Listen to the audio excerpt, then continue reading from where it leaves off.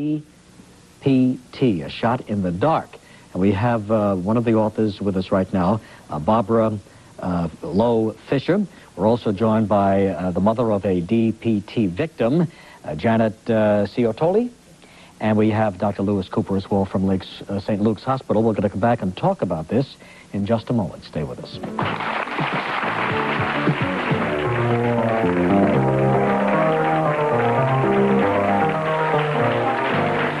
So we're talking about DPT, a shot in the dark, today with the author of that book, who incidentally, her oldest son was left with multiple learning disabilities after a reaction to his fourth DPT shot. This is in Virginia?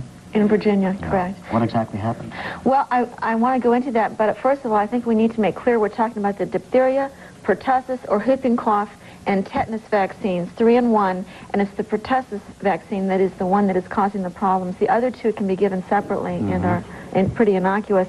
But my son, at 2.5, went into a state of unconsciousness within hours of the shot, and for about 6 hours. And this is a gifted child who knew his alphabet and his numbers by the age of 2, who was speaking in full sentences. And after that shot, he was terribly, terribly ill.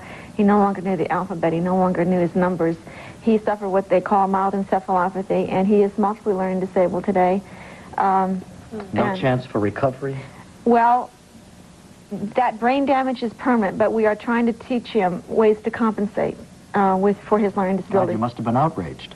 I was, but I have to also tell you that my sister and her 2 children had whooping cough in Texas in 1981.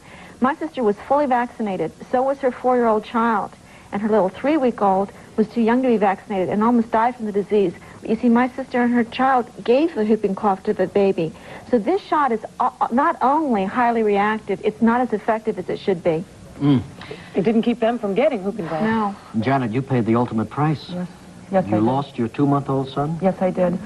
Richie was not my first child to react severely to DPT. I have an older son who reacted severely, and at the time, we were told by the doctor that his reactions were normal: high-pitched screaming, high fever, vomiting, diarrhea. And when our second son received the shot and displayed the same symptoms, we as parents did not feel that this was anything abnormal. And then but then he started to display other symptoms, and by the time we had reached the doctor and explained the symptoms, he agreed it was due to the DPT shot, but do not worry. We asked to be seen at the emergency room. He said it wasn't necessary to meet us there.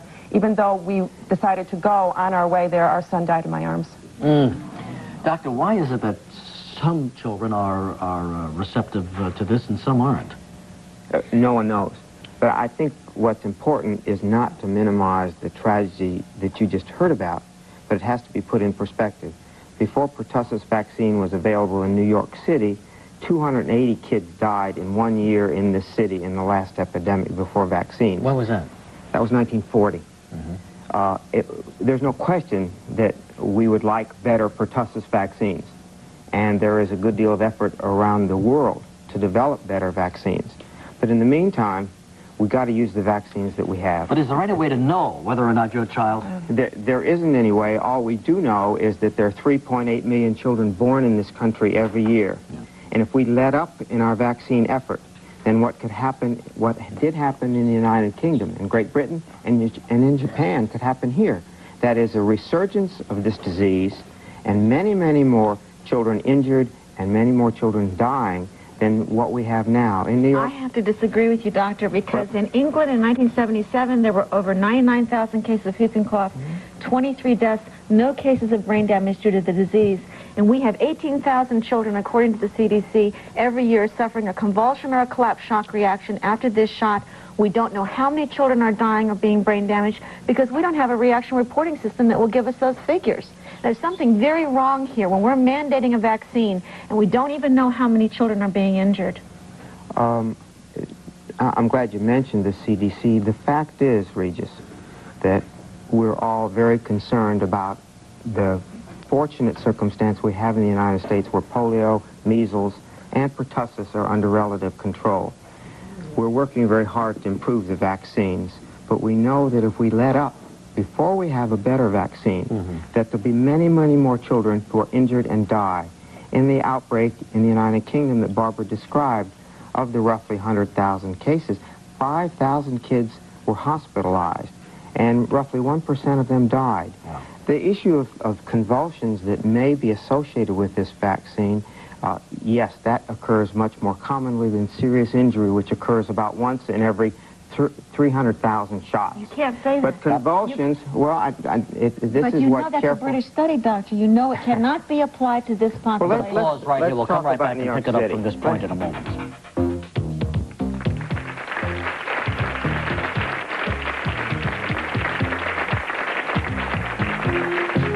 Because we're going to be pressed for time. We're back now. You've heard the arguments pro and con.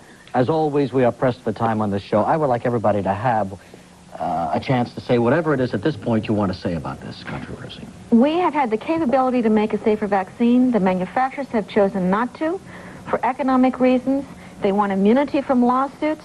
They don't want to lose the third world market because these vaccines cost pennies to produce. The pertussis vaccine does. And I believe that we will get one if Congress will pass a law that will keep them immune from lawsuits. But we can't do that because we will be protecting bad vaccines. Janet? I would like that parents start to become better consumers, try to become educated about the benefits and the risks of the vaccine. I do not want another parent to go through what I have gone through. Shouldn't the doctors ask the parents about the family tree, the family history, before they administer the vaccine? Yes, I do recommend that people read DPT, A Shot in the Dark, because it does help parents understand about the disease, whooping cough, and about the vaccine, and how to help assist pre-screening your child. Shouldn't every doctor ask every family what the history is before they administer? The American Academy of Pediatrics and the Center for Disease Control work very hard to see that doctors ask all the right questions. We are pushing hard for public education so that parents know the questions to ask. We obviously are pushing the doctors to ask all the right questions. In the meantime, we need more research. No one is holding back on better vaccines. One of our problems in vaccine testing in this country is that we've done such a good job of reducing the pertussis that we can't test for efficacy here because there aren't enough cases of pertussis to make the point. The vaccines are being tested in Sweden and in the United Kingdom right now. And as fast as we can bring better vaccines to the market, you can be sure everyone will want to. In the meantime, we can't let up, Regis. I absolutely agree with Janet. We've got to screen out high-risk children, but we have the capability. It is not being done, and unless we continue to apply pressure to correct the situation and reform the vaccine system, we are going to be in this situation for all the other vaccines they have planned for us. Meanwhile, if your child is to be vaccinated here in New York City, you might want to get this book and get some background on what's going to happen when he or she does receive these shots. We thank you all very, very much for being with us.